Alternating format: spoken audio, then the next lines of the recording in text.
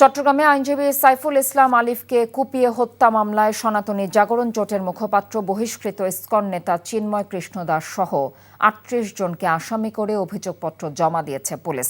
আজ চট্টগ্রাম আদালতে অভিযোগপত্র জমা দেন নগর পুলিশের সহকারী কমিশনার মাহফুজুর রহমান। গত বছরের ২৬ নভেম্বর সনাতনী জাগরণ জোটের মুখপাত্র চিন্ময় দাসের জামিনকে কেন্দ্র করে সংঘর্ষের মধ্যে আইনজীবী সাইফুলকে কুপিয়ে হত্যা করে চিন্ময়ের অনুসারীরা।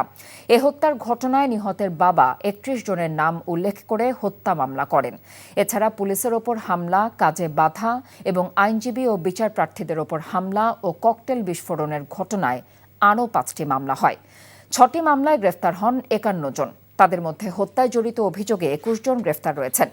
সাইফুল হত্যার আসামিদের মধ্যে চন্দন দাস, রিপন দাস ও রাজীব ভট্টাচার্য আদালতে স্বীকারোক্তিমূলক জবানবন্দি দিয়েছেন। বান্ডেল থাকলে প্রতি সেনমানিতে টাকা বাঁচবে। বিকাশ সেনমানি বান্ডেল কিনে জিতুন প্রতি লেনদেনে।